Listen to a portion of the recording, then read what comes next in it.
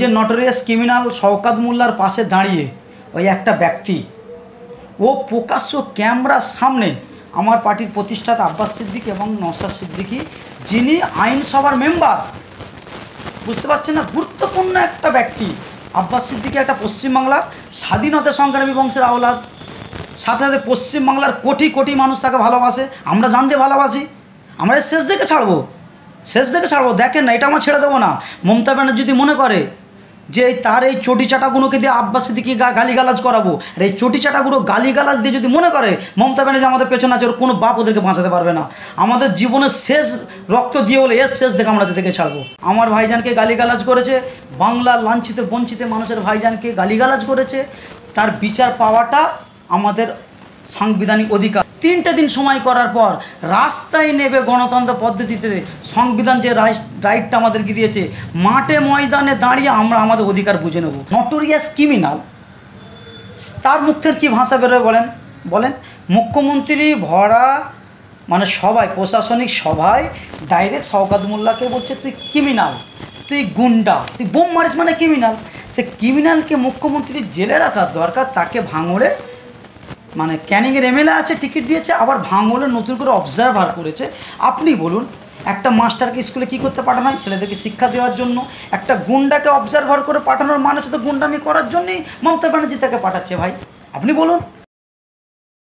দেখুন ভাই, সোশ্যাল মিডিয়ায় অনেকে অনেক রকম কমেন্ট করে, তবে কমেন্টটা খুব কম লোক করে, বুঝেছেন তো। কারণ নওশাদ সিদ্দিকী, আব্বাস সিদ্দিকী বর্তমান এইসব নেতা নেতৃত্বের মতো ক্রিমিনাল নয়, চোর নয়। পশ্চিমবাংলার মানুষ কম বেশি প্রত্যেকেই জেনে গেছে।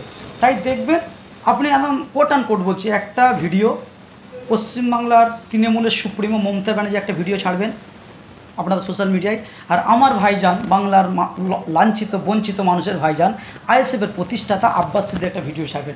আপনি কমেন্টগুলো পড়ে দেখবেন।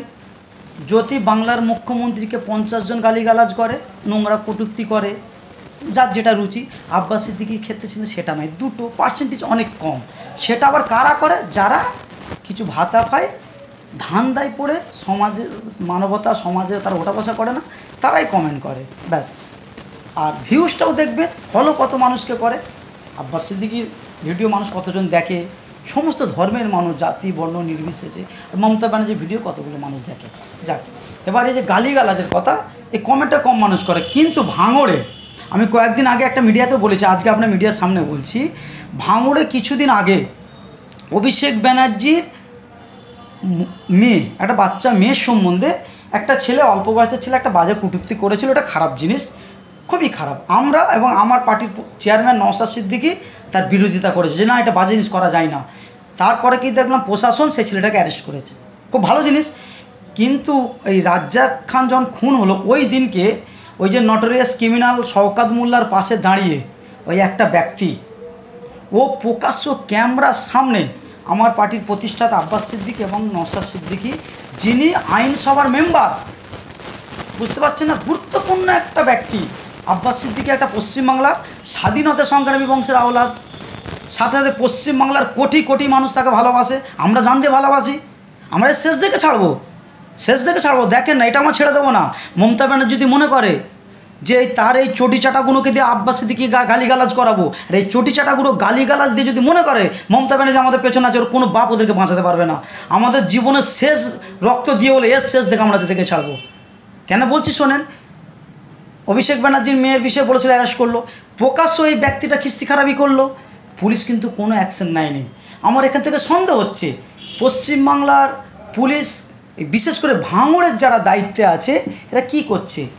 এই গালিগালাজ কি তাদের চোখে পড়ে না? এ থেকে দুটো জিনিস উঠে আসছে। আমার সন্দেহ হচ্ছে আব্বাস সিদ্দিকীর ভক্ত পশ্চিমবাংলায় সারা রাজ্য জুড়ে প্রচুর আছে, তারা এই গালিগালাজটা আমরা সহ্য করতে পারবো না।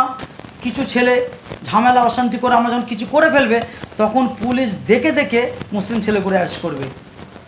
তার আগে কিন্তু কোনো পদক্ষেপ নিচ্ছে না। যদি গালিগালাজ করেছে তাকে যদি অ্যারেস্ট করে নেয়, শান্তি শৃঙ্খলা বজায় থাকবে তো? পুলিশ কোনো অ্যাকশন নেয়নি। আপনার মিডিয়ার মাধ্যমে বলছি, আমরা কয়েকদিন আগে মিডিয়ার সামনে বলছি এর ব্যবস্থা আমরা নেব। আমাদেরকে ভারতবর্ষের সংবিধান যে রাইটটা দিয়েছে, প্রথমে আমরা আগামীকাল বুধবার আমি আমার হাওড়া জেলায় প্রতিটা থানায় থানায় ওই ক্রিমিনালগুলো, সন্ত্রাসগুলো, সংবিধান বিরোধী যারা কাজ করে তাদের নামে আইনের দ্বারস্থ হচ্ছি, প্রশাসনের দ্বারস্থ আমি যাব আগামীকাল বুধবার। আমি আমার প্রতিটা জেলায় থানায় জানানোর পর বৃহস্পতিবার 11টা নাগাদ আমার জেলা যিনি হেড আছেন এসপি সাহেবের দ্বারস্থ হব, এসপিকে জানাবো। যদি জানানোর পরেও যদি প্রশাসন, শুধু আমার হাওড়া জেলায় নয়, এরকম প্রত্যেকটা জায়গায় আমরা প্রশাসনের দ্বারস্থ হব, সর্বোচ্চ আইনের যিনি আধিকারিকরা আছেন জানাবো। যদি আমরা আইনের দ্বারস্থ যদি বিচার না পাই, ভারতবর্ষের সংবিধানে আরও অনেক রাস্তা বলা আছে, নিজের অধিকার। আমার ভাইজানকে গালিগালাজ করেছে, বাংলার লাঞ্ছিত বঞ্চিত মানুষের ভাইজানকে গালিগালাজ করেছে, তার বিচার পাওয়াটা আমাদের সাংবিধানিক অধিকার। আইনের দ্বারস্থ হয়ে যদি আমরা বিচার না পাই, গণতন্ত্র পদ্ধতিতে রাস্তায় নেবে আমরা আমাদের অধিকার বুঝে নেব। আপনারা মিডিয়ার সামনেই বলছি, কালকে প্রতিটা থানায় থানায় কার্ড মিলবে, বুধবার বৃহস্পতিবার এসপি অফিসে যাব। 3টে দিন সময় করার পর রাস্তায় নেবে গণতন্ত্র পদ্ধতিতে, সংবিধান যে রাইটটা আমাদেরকে দিয়েছে, মাঠে ময়দানে দাঁড়িয়ে আমরা আমাদের অধিকার বুঝে নেব। তার আগে প্রশাসনকে আমরা জানাচ্ছি, প্রশাসনকে আগে জানাতে হবে। আমি আমার জেলার এটা করছি, হাওড়া জেলা থেকে শুরু করে টোটাল পশ্চিমবাংলার সব জায়গায় আমরা এই কর্মসূচিটা নিয়েছি। তবে আবার বলে দিয়ে যাচ্ছি, আমরা আব্বাস সিদ্দিকী অনুসারী। দীর্ঘ 10 বছর ধরে এবং মমতা ব্যানার্জির সরকার তার আমলা গামলাগুলো আমার ভাইজানের নামে অনেক রকম কুকৃতি করেছে, অনেক কিছু সহ্য করা হয়েছে, অনেক আমাদের ভাইদেরকে মিথ্যা কেস দিয়ে মারধর করেছে, অনেক সহ্য করা হয়েছে। এখন ওরা আমাদের হৃৎপিণ্ডে আঘাত দিয়েছে, এইটা আমরা কোনোভাবেই মেনে নেব না। আমরা শেষ দিকে ছাড়বো, আইনের দ্বারস্থ হচ্ছি। এরপরে সংবিধান যে রাইটটা দিয়েছে গণতন্ত্রের পদ্ধতিতে, আমরা মাঠে ময়দানে কিভাবে আমরা আমাদের অধিকার পাই, কিভাবে এই ক্রিমিনালগুলোকে সাজা দিতে হয়, সে ব্যবস্থা আমরা বুঝে নেব, এটুকু বলতে পারি। একটা ক্রিমিনাল, নটোরিয়াস ক্রিমিনাল, তার মুখ থেকে কী ভাষা বেরোয় বলেন? মুখ্যমন্ত্রী ভরা সবাই, প্রশাসনিক সভায় ডাইরেক্ট শওকত মোল্লাকে বলছে তুই ক্রিমিনাল, তুই গুন্ডা, তুই বোম মারিস মানে ক্রিমিনাল। সে ক্রিমিনালকে মুখ্যমন্ত্রীর জেলে রাখার দরকার, তাকে ভাঙড়ে ক্যানিংয়ের এমএলএ আছে, টিকিট দিয়েছে, আবার ভাঙড়ে নতুন করে অবজারভার করেছে। আপনি বলুন, একটা মাস্টারকে স্কুলে কী করতে পাঠানো হয়? ছেলেদেরকে শিক্ষা দেওয়ার জন্য। একটা গুন্ডাকে অবজারভার করে পাঠানোর মানে শুধু গুন্ডামি করার জন্যই মমতা ব্যানার্জি তাকে পাঠাচ্ছে। ভাই আপনি বলুন, মমতা ব্যানার্জি তাকে তো দলের সুপ্রিম হয়ে তাকে গুন্ডামি করার জন্যই তো পাঠাচ্ছে, নোংরামি করার জন্যই পাঠাচ্ছে। তো সে তো এই নোংরামি করবে, মমতা ব্যানার্জি নোংরামি করার জন্যই তোকে পাঠিয়েছে, সে তো এগুলো করবি। তার সামনে মানুষকে গুণ করবে, গুলিগালা করবে, গালিগালাজ করবে, সন্ত্রাসী করবে, তার কাজই তো এটাই। তাকে কাজ করার জন্যই মমতা ব্যানার্জি ভাঙড়ে পাঠিয়েছে। যদি আমি এটা ভুল বলে থাকি, একটা মমতা ব্যানার্জি নিজেই বলছে ও ক্রিমিনাল, তা ওনার কথা উইথড্র করতে হবে যে না ও ক্রিমিনাল নয়, ভালো ছেলে। আপনি যাকে বলছেন তুই ক্রিমিনাল, তাকে কিভাবে আপনি আবার একটা দায়িত্ব দেন? দায়িত্ব দেওয়া মানে সে তো ক্রিমিনালগিরি করবেই ভাই, বলেন। এটা নতুন করে বলার কিছু নেই, ওদের রুচি এটা, বুঝতে পারছেন না? মুখ্যমন্ত্রী ভরা মঞ্চ থেকে আমার দেশের প্রাইম মিনিস্টার নরেন্দ্র মোদী তেনাকে আক্রমণ করে। আমরা অনেক রকম ভাষা শুনেছি, তা আমি মোদির সাপোর্ট করছি না। দেখেন, মোদিকে তার সঙ্গে নরেন্দ্র মোদী, তার সঙ্গে রাজনৈতিক আমাদের লড়াই আছে, কিন্তু সে প্রাইম মিনিস্টার, তাকে রেসপেক্ট করতে হবে।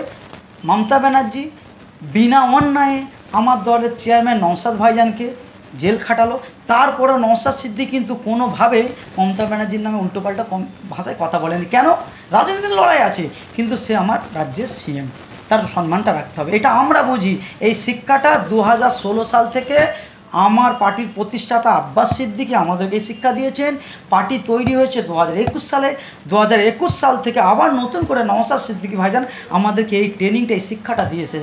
তাই আমরা নোংরা ভাষায় আক্রমণ করতে পারি না, করবও না, তবে রাজনীতির লড়াই থাকবে, এটুকু বলতে পারি।